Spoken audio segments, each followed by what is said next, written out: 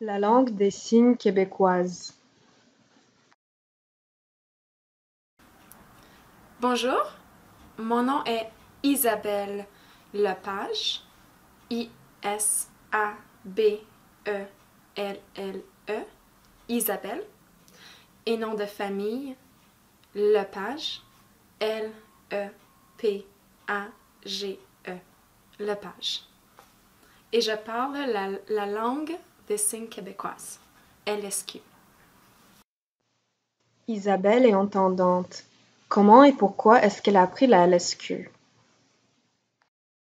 Alors, j'ai appris la LSQ, la langue des signes québécoise, très jeune, parce que ma cousine est sourde. Donc, elle est sourde de naissance. Et puis, en vieillissant, j'ai appris à parler en signes avec elle. Et ensuite, j'ai pris des cours de signes, parfois avec Ottawa, à Ottawa, en vidéoconférence. Et puis, au fil du temps, j'ai développé la langue des signes et puis en prenant les cours régulièrement. Est-ce qu'il y a une différence entre la LSQ du Québec et de l'Ontario? Donc, c'est certain qu'au Québec, les signes sont d'une certaine façon un peu plus près de la langue des signes française. Et puis, un peu plus française, on pourrait dire. Tandis qu'ici, en Ontario, les signes sont un peu plus influencés par la American Sign Language. Donc, il y a une différence au niveau de la langue parce que, comme je disais, on a parfois des accents dans les signes. Donc, c'est assez facile de voir, OK, telle personne vient de Montréal, telle personne vient d'un coin un peu plus isolé du Québec ou de l'Ontario. Et puis, il y a aussi un peu cette fierté des Ontariens, des Franco-Ontariens, des Franco-Ontariennes dans les signes aussi. On peut remarquer certaines différences au niveau des signes. Quel mythe existe-t-il à propos de la LSQ?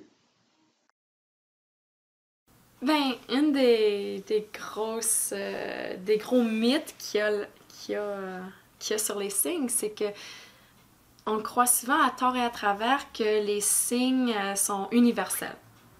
Donc, les signes de la American Sign Language, de la langue des signes française ou de la langue des signes québécoise sont tous les mêmes signes. Ça, c'est faux. C'est très faux. Par exemple, si on utilise le mot banana qui se dit banana, comme ça, c'est comme éplucher une banane. Bon, ça, c'est du American Sign Language. Ça imite quand même éplucher une banane, alors qu'en langue des signes québécoise, on dit maintenant banane, donc on fait la forme de la banane. Quelle est ton expérience comme interprète? Mon expérience comme interprète. Alors, l'interprétation, c'est fascinant, c'est super amusant. On va à des conférences, on va à des pièces de théâtre, on va dans des cours. J'ai interprété pour des cours à l'université, beaucoup de cours à l'université, des cours de premiers soins. Donc, je suivais les élèves, les étudiants sourds qui avaient besoin d'aide en interprétation. Et puis, ça peut être très difficile, c'est un bon défi parfois parce que il faut être très attentif à ce que les gens disent. Donc, il faut vraiment essayer de tout interpréter, mais il faut porter attention à tout ce que les gens disent, réfléchir dans notre tête comment les faire en signe, et ensuite interpréter de la personne qui parle la langue des signes à la personne qui entend. Donc, ça peut être un très bon défi. C'est sûr, ça comporte plusieurs défis. Et l'un des défis qui est difficile parfois, c'est que dans la langue, le français, l'anglais, il y a beaucoup de mots, il y a beaucoup d'adverbes, il y a beaucoup de déterminants, il y a beaucoup de temps de verbe qu'on n'a pas en langue des signes québécoise. Donc, en langue des signes québécoise, il n'y a pas de déterminant. Donc, il n'y a pas de le, la, les du tout. Ensuite, on n'a pas d'adverbes compliqués. Là. On a des adverbes simples comme vraiment, mais on n'a pas beaucoup d'adverbes dans le sens que il y a des mots qui sont un peu plus articulés, plus difficiles. Par exemple, rapidement, on va plutôt dire vite, vite, plutôt de dire rapidement. Ensuite, on parle souvent à l'infinitif dans nos verbes. On ne parle pas trop dans le futur ou dans le passé. Il faut quand même marquer le passé ou le futur avec, disons, plus tard, un demain, soir, ou bien alors il faut retourner dans le passé. Finalement, est-ce que tu pourras nous décrire la communauté sourde? Oui, donc la communauté sourde, la communauté de la LSQ est vraiment solidaire, je peux dire. Et puis, il n'y a pas beaucoup de personnes dans la communauté, donc généralement, on se connaît assez bien. C'est un peu difficile de rassembler les signes parfois dans le sens que il y a des signes qui sont parlés au nord de l'Ontario qui sont différents de ceux d'Ottawa ou de ceux de Sudbury parce qu'il y en a différentes façons de parler dépendant d'où on habite. Donc, au départ, les signes de la LSQ viennent d'Ottawa, mais ensuite, ils sont développés à travers l'Ontario.